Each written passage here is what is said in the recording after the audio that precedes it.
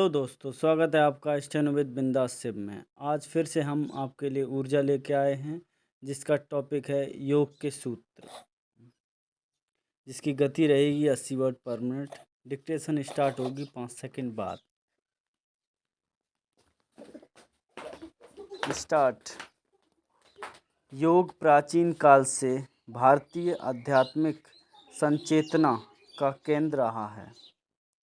इसके आदिम सूत्रधार परम योगी भगवान शिव हैं।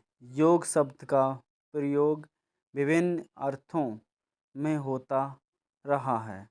समाधि अर्थ में इसका प्रयोग आत्मा और परमात्मा के मिलन के लिए किया जाता है। जब साधक अपनी साधना की चरमावस्था में परमात्मा से एकाकार होकर उसका साक्षात्कार कर लेता है, अनुप्राण में भी मन एवं आत्मा तथा आत्मा और परमात्मा के संयोग को योग कहा गया। सांख्य दर्शन के अनुसार प्रकृति और पुरुष का भेद होने पर भी पुरुष का आत्मविश्वास में स्थित हो जाना योग कहलाता है। कठोपनिषद के अनुसार जब इंद्रियां मन के साथ और मन अवचल बुद्धि के साथ स्थिर हो जाता है तो यह अवस्था योग की होती है।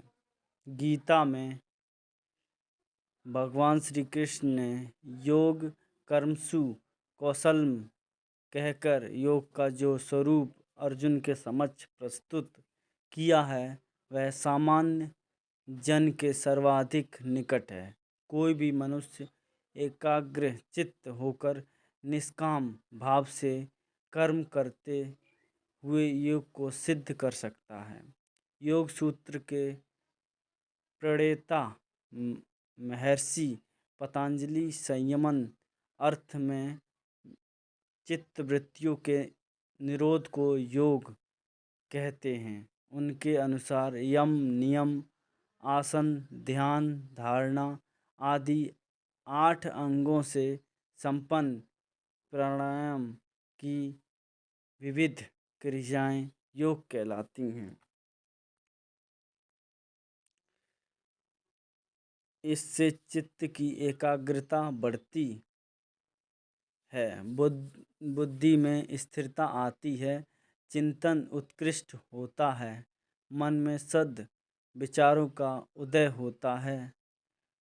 परिणामतः आत्मिक और शारीरिक शक्तियों में वृद्धि होती है। इससे अपूर्व शांति का अनुभव होता है। फिर वह संकल्प के साथ सतपथ पर बढ़ता हुआ मानव जीवन के वास्तविक उद्देश्य को प्राप्त कर लेता है।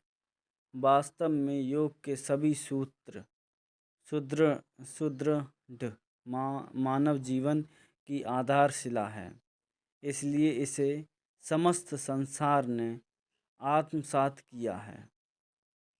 अतः दीर्घ जीवन की संजीवनी शक्ति के लिए प्रत्येक मनुष्य को योग करना चाहिए।